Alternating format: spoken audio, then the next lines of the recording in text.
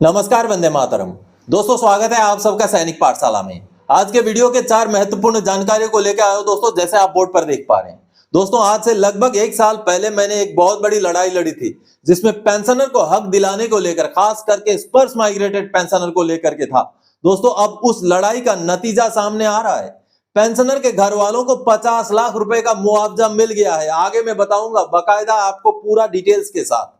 और साथ ही साथ दोस्तों, माननीय सुप्रीम कोर्ट में इक्वल एमएसपी 15,500 का जो केस चल रहा था, उसका आज की सुनवाई का अपडेट आ चुका है, जो आगे आपको बताऊंगा दोस्तों। और साथ ही साथ दोस्तों, रक्षा मंत्रालय ने एक लेटर जारी किया है, जहां कहीं ना कहीं उस लेटर में यह जानकारी दी गई है कि आने वाले समय में अब पेंशनर्स के, डिफेंस पेंशनर के बहुत सारी समस्याओं का समाधान एक ही जगह हो जाएगा। और साथ ही साथ पेंशनर्स को रीसेटलमेंट का भी मौका मिलेगा। इसके बारे में भी आगे लेटर देख के जानेंगे दोस्तों। और साथ ही साथ अब स्पर्श को लागू हुए लगभग 4 साल हो गया है, लेकिन फिर भी स्पर्श में बहुत सारी टेक्निकल खामियां हैं, बहुत सारी सीरियस खामियां हैं, जिनको दूर करने की बहुत ज्यादा जरूरत है। इसके बारे में भी आगे बात करेंगे आज के इस वीडियो में। तो इन्हीं विषयों को लेकर आगे बढ़ेंगे। आगे बढ़ने से पहले दोस्तों, हमेशा की तरह मेरा आप सबसे आग्रह है, अगर सैनिक पाठशाला चैनल का वीडियो आप पहली बार देख रहे हैं या अभी तक चैनल को सब्सक्राइब नहीं किया है, तो चैनल के साथ जुड़े रहने के लिए आपसे हम सभी डिफेंस पेंशनर्स, फैमिली पेंशनर्स से जुड़े हुए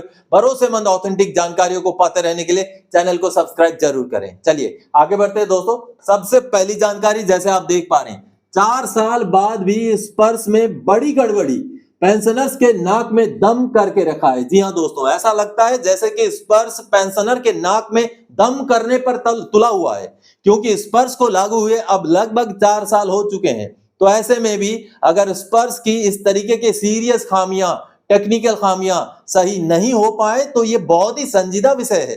चलिए मैं आपको सबसे पहले पीपीओ और लेटर दिखा के समझाता हूं कि किन चीजों का मैं जिक्र कर रहा हूं, उनको देखते हैं। दोस्तों, ये पीपीओ का आप सेकंड पेज देख पा रहे हैं। 20 जनवरी 2025 को जारी किया गया पीपीओ है। और इस पीपीओ में जैसे आप देख पा रहे हैं, पहले नो एमएसपी यानी कि एमएसपी लागू नहीं किया गया था। इस पीपीओ के जरिए हवलदार का एमएसपी दिया गया। और यहाँ अगर आप ग्रेच्युटी का अमाउंट देखेंगे तो 2,14,500 था, वो बढ़ा करके 2,29,372 कर दिया गया है। सब कुछ ठीक है, लेकिन अब यहां पर ध्यान देने वाली बात क्या है कि स्पर्श ने किस तरीके से खेल किया है। चलिए मैं आपको दिखाता हूं इस पीपीओ का ऊपर वाला पोर्शन। ये रहा, ये एक डीएससी के पेंशनर का पीपीओ है दोस्तों। और डीएससी के पेंशनर जिनका लेंथ ऑफ सर्विस 17 साल 4 महीना 23 दिन, 2017 के रिटायरी है। इस वजह से इनको एमएसपी लागू था, इनको एमएसपी ग्रांट कर दिया गया है, हवलदार का एमएसपी, क्योंकि डीएससी में 2016 से एमएसपी को लागू किया गया है। अब चलिए, हवलदार के हिसाब से पे लेवल 05 कर दिया गया। लेकिन अब यहां पर आपको मैं बेसिक पेंशन दिखाना चाहूंगा दोस्तों। बेसिक पेंशन 20,050 से उनका बढ़ा करके 21,925 कर दिया गया है। अब 21,925 जो पेंशन आप देख पा रहे हैं, ये 1 जुलाई 2024 से, ये देखिए, यानी कि ओआरओपी 3 का रेट इनको 21,925 कर दिया गया है, जो कि गलत है। चलिए मैं आपको डीएससी का टेबल दिखाता हूँ ओआरओपी 3 का। ये देखिए, ओआरओपी 3 का 9 नंबर टेबल है, जो कि डीएससी का सेकंड पेंशन का टेबल है। 1 जुलाई 2024 से इन पेंशनर जिनका मैंने पीपीओ दिखाया, उनका पेंशन कितना होना चाहिए, ये वाला हवलदार का कॉलम है। तो हवलदार के हिसाब से उनका जो पेंशन है, 17.5 साल उनका लेंथ ऑफ सर्विस था। ये देखिए, ये वाला पोर्शन है, ये वाला ऑप्शन यहाँ पर देखिए, 22,800 रुपए, जबकि उनका पेंशन फिक्स किया गया 21,925 नायक के हिसाब से। यानी कि एमएसपी लागू करके पीपीओ जारी कर दिया, लेकिन उनको ग्रेच्युटी वगैरह भी बढ़ा के दे दिया, लेकिन जो बेसिक पेंशन का जो अमाउंट है दोस्तों, वो नायक का ही रख दिया। अगर पेंशनर जागरूक ना हो, उनको कुछ पता ना चले, तो उनको लगेगा कि ग्रेच्युटी मिल गया, बढ़ा हुआ पेंशन मिल गया, वो चुपचाप हो जाएंगे। लेकिन देखिए घाटा कहां हो रहा है, तो कहीं ना कहीं स्पर्श में इस तरीके के बहुत सारे टेक्निकल खामियां देखने को मिल रही है। अब चलिए और एक बहुत ही महत्वपूर्ण और मेजर खामियां आपको दिखाता हूं, जो स्पर्श द्वारा निकल के सामने आई है। अब ये लेटर ईएमई रिकॉर्ड का 13 जनवरी 2025 का लेटर है, जो कि पीसीडीएस स्पर्श को ही भेजा गया है। बहुत ही महत्वपूर्ण, बहुत ही संजीदा, सीरियस मैटर है। देखिए कितने सारे कॉरेस्पॉन्डेंस हो चुके हैं इस मैटर के ऊपर। और ये मैटर क्या है, आप यहां पर आपको समझ में आएगा 2 नंबर पैराग्राफ से, जिसमें आप देखेंगे तो आपको पता चलेगा स्पर्श में इन पेंशनर का माइग्रेशन नवंबर 2022 में हो चुका था। ये देखिए, नवंबर 2022 में उनका माइग्रेशन हो गया स्पर्श में। उससे पहले उनको जब सीपीपीसी से पेंशन लेते थे तो डिसेबिलिटी एलिमेंट और सर्विस एलिमेंट दोनों मिलता था, लेकिन जैसे माइग्रेशन हुआ सर्विस एलिमेंट को माइग्रेट कर दिया गया, लेकिन डिसेबिलिटी एलिमेंट जो उनका 30% डिसेबिलिटी होने की वजह से उनको मिलता था, वो तब से लेकर के अब तक भी नहीं माइग्रेट हुआ है। देखिए, तो आप सबने देखा दोस्तों, कहीं ना कहीं रक्षा मंत्रालय को इन चीजों पर अभी इंटरफेयर करना पड़ेगा। ये जो सीरियस खामियां हैं, इस तरीके के जो प्रॉब्लम्स हैं, उनको तुरंत सुधारना पड़ेगा, नहीं तो पेंशनर्स का स्पर्श के ऊपर से भरोसा कम होता जाएगा। चलिए अगली जानकारी की ओर आगे बढ़ते हैं। खुशखबरी, सैनिक पाठशाला की मुहिम रंग लाई, पेंशनर्स के घर वालों को मिले 50 लाख रुपए। जी हां दोस्तों, सबसे पहले तो आज से लगभग 1 साल पहले मैंने एक मुहिम छेड़ी थी, एक लड़ाई लड़ी थी, जिसका उसी समय में निपटारा हो गया था। जी हां, जो स्पर्श माइग्रेटेड पेंशनर हैं, उनको पीएनबी रक्षक की फैसिलिटी नहीं दी जाएगी, ऐसा बताया गया था। मैंने आरटीआई डाला था, उसमें भी यही जवाब आया था। और मैं जब खुद बैंक में अपना पीएनबी अकाउंट को पीएनबी रक्षक में कन्वर्ट करने गया था, तो मुझे मना कर दिया गया था। उसके बाद मुझे बहुत सारे डॉक्यूमेंट्स के साथ केस जो है उठाना पड़ा था, जिसके बाद, और आपको बता दूं, पीएनबी के वेबसाइट में भी ये लिखा हुआ था कि केवल सीपीपीसी से जो पेंशन लेते हैं, केवल उन्हीं को पीएनबी रक्षक का फैसिलिटी मिलेगा। लेकिन बाद में, कुछ दिनों बाद उसके ऊपर जो विचार विमर्श हुआ, उसके बाद मैं मेजर जनरल राज सिन्हा साहब हैं, उनके साथ भी संपर्क में आया। उसके बाद पीएनबी के जो हायर अथॉरिटीज हैं, उनके बीच जो विचार विमर्श हुआ, और उन्होंने सबके लिए, चाहे स्पर्श माइग्रेटेड पेंशनर क्यों ना हो, सबके लिए पीएनबी रक्षक की फैसिलिटी को लागू किया था। मैं उस वीडियो का थोड़ा सा आपको क्लिप दिखाना चाहूंगा। उसके बाद आज का जो खुशखबरी है 50 लाख रुपए का, उसके बारे में आपको जानकारी दूंगा। तो पहले वो वाला पुराना वीडियो जिसमें मैंने केस टेकअप किया था, उसको देखते हैं। इस खुलासे में प्रधानमंत्री मंत्रालय, रक्षा मंत्रालय, पीसीडीए और एक, यानी कि हम इसको डील नहीं करते हैं। आप क्या स्पर्श में माइग्रेशन होना पेंशनर का गुनाह है? पेंशनर ने कोई गुनाह कर दिया? जब सरकार ने कोई नया स्कीम, नया सिस्टम लागू कर दिया, तो इसमें पेंशनर की क्या गलती है? इस वजह से प्रधानमंत्री मंत्रालय में भी कहीं ना कहीं काम करने के तरीके के ऊपर बहुत बड़ा सवाल है ये, कि जब इतना महत्वपूर्ण मुद्दा था, लाखों पेंशनर्स के लाखों करोड़ों रुपए जो आपको लागू ही नहीं है, आप स्पर्श में माइग्रेटेड हैं, आपको लागू ही नहीं है। सीधे केसेस होंगे, शायद ऐसे केसेस होंगे जिनमें पेंशनर्स का एक्सीडेंटल डेथ हुआ होगा, एक्सीडेंटल ऐसे केसेस हुए होंगे जो पीएनबी से पेंशन ले रहे हैं और स्पर्श में माइग्रेटेड हैं। अब उनको पीएनबी रक्षक की फैसिलिटी कौन दिलाएगा? क्यों नहीं डिफेंस मिनिस्ट्री इसमें इंटरफेयर कर रहा है? और क्यों नहीं एमओयू साइन किया जा रहा है पीएनबी से फ्रेश, ताकि जो स्पर्श में माइग्रेटेड पेंशनर्स हैं, उनको भी डिफेंस सैलरी पैकेज यानी कि पीएनबी रक्षक की फैसिलिटी मिले? ऐसा एमओयू क्यों साइन नहीं किया जा रहा है? ये बहुत बड़ा मुद्दा है दोस्तों। ये तो अभी आपने पुराने वीडियो का क्लिप देखा दोस्तों। अब मैं आज जो खबर लेके आया हूं, वो बहुत ही महत्वपूर्ण खबर है। ये जो आप देख पा रहे हैं, जिसमें मेजर जनरल राज सिन्हा साहब से मेरी व्हाट्सएप में कुछ कन्वर्सेशन हुई है, जहां पर उन्होंने ये जो कंफर्म किया, वो देखिए, Punjab national bank handed over a cheque of ₹50 lakh to Mrs Lakshmi Devi, the heir of Mr. Jaipal Singh, retired army personnel who tragically died in road accident. The check was presented by Circle Head SS Deepak Mahtani in the presence of branch manager SS Devendra Yadav at the bank's Circular Road branch in Rewari on January 21, 2025. The amount was part of the insurance coverage available under PNB Rakshak scheme. Mrs. Lakshmi Devi expressed her gratitude to the bank for its timely support during such a difficult time.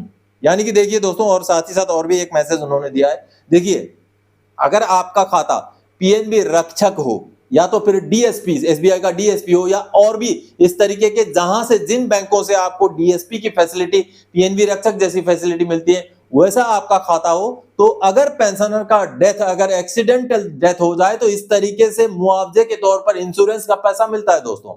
तो आप जरूर इस बात को ध्यान रखिएगा, जरूर इस बात का इंश्योर कीजिएगा कि आप जिस खाते में पेंशन लेते हैं, उसमें डीएसपी जैसी फैसिलिटी, पीएनबी रक्षक जैसी फैसिलिटी है, ताकि आपका ना रहने के कंडीशन में एक्सीडेंटली, क्योंकि जिंदगी का कोई भरोसा नहीं है दोस्तों, हमारा शरीर तो नश्वर है, लेकिन हमारी उस जो लॉस का, उस जो क्षति हो जाता है, उसका तो भरपाई नहीं होगा। लेकिन फिर भी अगर ऐसे दुख के समय में, ऐसे कष्ट के समय में घर वालों को अगर फाइनेंशियली भी इंश्योरेंस का पैसा मिले, तो वो एक बहुत बड़ी सहूलियत होती है। तो आप अपना जो अकाउंट अगर पीएनबी रक्षक या एसबीआई का डीएसपी या बाकी जो भी बैंकों में इस तरीके की फैसिलिटी है, वैसे में कन्वर्ट नहीं करवाया है, तो जरूर करवा ले, ताकि समय आने पर अगर खुदा ना खास्ता ऐसा होता है, तो आपके घर वालों को भी इस तरीके से एक बहुत बड़ा यूज अमाउंट ये होता है, उसका जो है लाभ मिल सके दोस्तों। ये एक बड़ी खबर है। चलिए आगे बढ़ते हैं अगली जानकारी की ओर।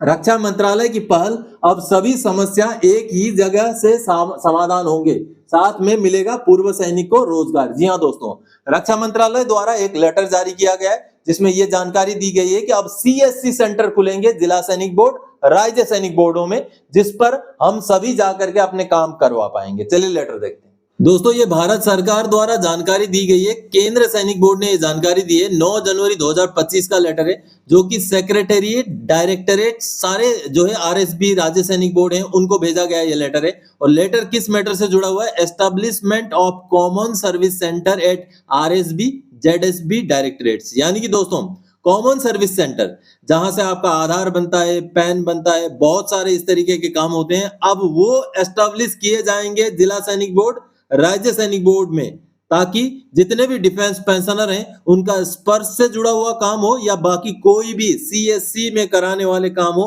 वो आसानी से हो सके। तो ये बहुत ही स्वागत योग्य पहल है रक्षा मंत्रालय का, ताकि डिफेंस पेंशनर को एक जगह से दूसरे जगह भटकना ना पड़े। बहुत सारे ऐसे काम है जो सीएससी से हो जाते हैं, लेकिन स्पर्श से जुड़े हुए बहुत सारे ऐसे काम है जो सीएससी से नहीं हो पाते। तो डिफेंस मिनिस्ट्री के अधीन ये जो सीएससी खोले जाएंगे डीजी रीसेटलमेंट के बैनर पर, ये जो सीएससी होंगे ये खास करके डिफेंस पेंशनर को मदद करने के लिए होंगे दोस्तों, ताकि आपको अपने काम कराने के लिए अलग अलग सीएससी में या सिविलियन जिनको पता नहीं चलता कि डिफेंस पेंशनर का किस चीज से रिलेटेड इश्यूज होते हैं उनके पास जाने की जरूरत ना पड़े और आप अपने ये डिफेंस के द्वारा खोले गए सीएससी में ही अपना काम करवा सकें। तो भारत सरकार का, रक्षा मंत्रालय का ये स्वागत योग्य कदम है। और साथ ही साथ यहाँ पर दोस्तों एक अपॉर्चुनिटी है आपका रीसेटलमेंट का भी। कोई अगर आप सीएससी खोलना चाहें तो आप अप्लाई कर सकते हैं। आप डीजी रीसेटलमेंट का वेबसाइट में जाइए, वहां पर अप्लाई करने का ऑप्शन है, आपको ट्रेनिंग दिया जाएगा और आपको सीएससी खोलने के लिए लाइसेंस दिया जाएगा। और साथ ही साथ जो उसको खोलने के लिए जो आईटी इक्विपमेंट वगैरह होंगे वो भी राज्य सैनिक बोर्ड की तरफ से मुहैया कराया जाएगा, जिसका खर्चा सरकारी की तौर पर उठाया जाएगा। दोस्तों ये सारी जानकारी इस लेटर में दी गई है। आपको अगर सीएससी सेंटर खुलवाना है तो आप डीजीआर का वेबसाइट में जाकर उसके लिए अप्लाई कर सकते हैं। और बाकी सभी पेंशनर्स के लिए जानकारी है कि बहुत जल्दी हमें सीएससी जैसी फैसिलिटी हमारा जिला सैनिक बोर्ड, राज्य सैनिक बोर्ड के नजदीक मिल जाएगा, जिससे हम अपने काम करवा पाएंगे। चलिए अगली जानकारी की ओर। आज माननीय सुप्रीम कोर्ट में जो हियरिंग था उसके ऊपर इक्वल एमएसपी पर आ गया आज के सुनवाई का अपडेट। जी हाँ दोस्तों, वीर बहादुर सिंह जी ने अपडेट दिया है। और अपडेट क्या दिया है ये देखिए, जैसे आप ये मैसेज देख पा रहे हैं जहां पर उन्होंने ये कहा है, some additional documents required to be attached with SLP filed in Supreme Court in MSP. The hearing adjourned for 2 weeks. यानी कि 2 हफ्तों के लिए हियरिंग टल गई है और इसका रीजन ये है कि और कुछ डॉक्यूमेंट्स माननीय कोर्ट ने मांगे हैं। अब देखिए आगे, adjournment is good for our case as the judge of court number 4 hearing the case will retire in a week. The case will be listed in new bench, यानी कि जिस बेंच में हमारा केस सुना जा रहा है वो बेंच के जो जज साहब हैं वो अब रिटायर हो रहे हैं 1 हफ्ते में। तो कहीं ना कहीं ये अच्छा ही हुआ, क्योंकि 2 हफ्ते बाद हमारी हियरिंग होगी। आज अगर मान लीजिए कुछ फैसला आ भी जाता तो अगला डेट जब भी मिलना था हमें तो जज साहब बदल जाते। तो इस वजह से अच्छा हुआ कि ये उनका कहना है, ये अच्छा हुआ कि अगला जो हियरिंग होगा नए बेंच के सामने होगा, तो नई तरीके से नया जो है हम सारे डॉक्यूमेंट्स के साथ हियरिंग करेंगे। साथ ही साथ वो कहते हैं, voice of ex services society is the only organisation fighting the case of MSP for 25 lakh retired जेसीओज over and 13 lakh serving soldiers. You should support the voice of ex services society. Veer Bahadur Singh, इस तरीके से उन्होंने मैसेज दिया है दोस्तों। यानी कि अब आज की सुनवाई दोस्तों टल गई है, अब 2 हफ्ते बाद सुनवाई होगी और 2 हफ्ते बाद हमें पता चलेगा कि माननीय सुप्रीम कोर्ट में इक्वल एमएसपी का केस सुनने लायक है या नहीं है। यह डिसीजन किया जाएगा 2 हफ्ते बाद की सुनवाई में। तो दोस्तों आज के इस वीडियो में इन्हीं जानकारियों के साथ आया था। आगे और कोई जानकारी आपसे सरोकार रखने वाला विषय लेकर मैं फिर से हाजिर हो जाऊंगा। तब तक के लिए जय हिंद दोस्तों।